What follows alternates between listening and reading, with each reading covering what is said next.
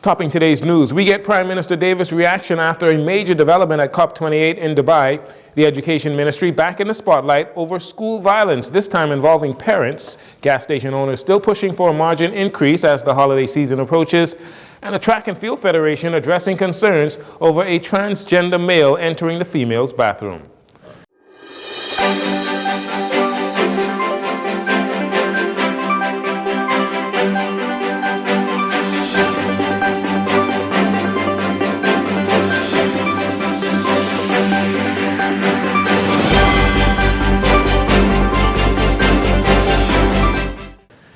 Good evening, Bahamas. I'm Jcn Saunders. This is your JCN Evening News. It is a pleasure to have you join us. There was promising news coming out of Dubai, United Arab Emirates, on Thursday after nearly all of the countries participating finalized the creation of a fund to help compensate countries struggling to cope with loss and damage caused by climate change. Seen as a major first-day breakthrough at this year's UN Climate Conference, locally, the announcement came by Keishla Adderley, acting press secretary in the office of the Prime Minister, at the weekly press briefing, just hours after the successful agreement. She shared brief comments by Prime Minister Philip Davis, who is in Dubai for the meetings. We trust that this promise will turn into reality as the days go on with our negotiations and discussions with the world leaders who are here with us. The key here is to ensure that the industrialized world recognize their responsibility to small and developing states like ours, recognize that they have a moral obligation, and we're trying to convert that moral obligation into a legal and enforceable obligation to provide funding for loss and damage as a result of hurricane and other devastating events related to climate change. And that's where we are headed. We'll continue our efforts here to ensure that we are not left behind in any of these efforts to ensure that we in the Bahamas can preserve our lives and preserve our livelihoods. Reports out of Dubai are that some countries began to make financial contributions right away. Both the United Arab Emirates and Germany committed to $100 million to the fund. Again, developing nations had long sought to address the problem of inadequate funding for responding to climate disasters caused by climate change, largely caused by industrialized countries. A video made rounds on social media on Wednesday which showed groups of students at the Anatole Rogers High School in a frenzy as what appeared to be several adult females engaged in a physical altercation with students just outside the school's campus and in the presence of a campus police. The video showed the individuals punching, slapping, dragging, and pulling each other, with students and others supposedly with cell phones. And the students are not supposed to have cell phones on campus. You're looking at video of the incident shared on social media. The Ministry of Education, Technical and Vocational Training released a statement today saying that they are aware of the incident and advises the public that the school resources officer, along with other police units, arrested a number of people who are assisting the police with their investigations. Earlier this week, the Minister of Education, Glenys Hannah Martin, commented on a stabbing that took place on the campus of C.R. Walker High School, saying that mechanisms are in place to help keep students safe while on campus. The Ministry of Education encourages parents to be positive role models for your children so they can have full development. On Wednesday, petroleum retailers reportedly once again urged the government to consider increasing margins on a gallon of gas after a recent decrease in prices by 64% in some cases. Minister of Economic Affairs Michael Halkitis says conversations continue with the gas retailers on the price of fuel in the country. While acknowledging the plight of the retailers and their patience throughout this process, Mr. Halkitis noted that the government does not want to make any decisions that will negatively impact the economy. We continue our engagement and, hopeful that at some point in the near future we can come to some arrangement that's mutually beneficial to everybody. The retailers would like it to move much quicker. They have their challenges, in terms of their expenses going up, and so we understand their position, and that is why last year we were able to bring some relief to them, some temporary relief. And so we are watching the markets. Indications are we might see a further relaxation in the oil prices because of growth in the global economy, particularly in China, forecast to moderate. So we're watching developments, and we appreciate their patience. But our position is that we don't want to do something that would just add to the cost of fuel.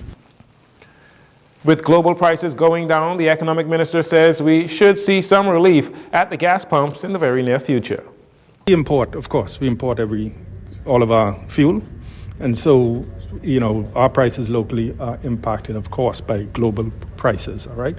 So as we look at the global economy, which impacts prices, we're hopeful that downward trend continues. And so we have begun to see, if you look at the prices at the pump, we have begun to see some moderation. I think in one of the suppliers they're already under the $5.50 roughly. We expect the others to follow suit, so we'll see some moderation, and we hope that follows through in the new year as a result of what's happening globally. As of today, November 30th, gas prices in the capital stand at $6.11 per gallon at Shell, $5.50 per gallon at Arubis, and $5.25 per gallon at Esso stations. Petroleum retailers are asking for an increase of 25 cents per gallon. Minister of Economic Affairs, Senator Michael Halkitis, today also seeking to provide clarity as it concerns the different opinions concerning the country's tax revenue numbers and the full-year fiscal deficit, which the International Monetary Fund predicts will be almost 3 times that which the Davis administration has projected at $131.1 million. At this week's Office of the Prime Minister's weekly press briefing, Senator Halkitis went into detail from the government's standpoint as it concerns the economic state of the country after positive meetings with the IMF. They had forecasted that going into 2024, the economy of the Bahamas would grow by 1.8%. At our meeting, they said that in this report that they will issue in the coming weeks, they are revising our growth projection upward from 1.8% to 2.3%. That is a 28% revision upwards, almost a 30% upward revision. That doesn't happen every day. Normally, when they come, they tell you they're going to revise you downward. So that was the most positive aspect. And I think that is the takeaway that we need to absorb coming out of this meeting. They also said they endorsed our policies so far, particularly as it relates to the debt. Senator Halkitis says it is not that the IMF is convinced that the government has missed any targets so far, but they believe projection-wise the government will not meet the deficit targets for 2024. However, he says the government has met all of its targets so far. We think that we will have a deficit of 0.9% in this budget year that concludes June 30th, 2024. They think that we will have a budget deficit of 2.6%. And so it's a difference of opinion, and I stand by that. We think we can do it. We've been meeting our projections. We think we will continue to do it, and our optimism is backed up by the strength of the economy, which is backed up by the IMF revising our growth rate upward, and also backed up by the just released information from the Bahamas National Statistical Institute endorsing and verifying that the Bahamas economy has recovered. We're back ahead of the pre-COVID-19, pre-Dorian level, and so we are ahead of where we were before those negative occurrences. The Minister of Economic Affairs expands on the government's confidence with the IMF revising its own projections for the upcoming report after being provided further data from the Bahamas National Statistical Institute, while also professing the government's ability to collect revenue through its revised revenue enhancement initiatives. Our plan, as enunciated when the administration came into office, was we're not raising any taxes, but we're going to emerge from this COVID crisis through growth in the economy, growing the economy, aggressive pursuit of investment, ease of business, etc., growing the economy, and we have seen the fruits of that effort, verified by our Statistical Institute and the IMF in terms of growth in the economy, improving revenue collection. We've seen the fruits of that with the increased revenue, containment of expenditure, again, expenditure largely contained within our targets, and new sources of revenue, which we continue to pursue, and hopefully we'll have some good news as we get into 2024. And so those 4 elements comprised our strategy, and we think it's working, and we think it will continue to work.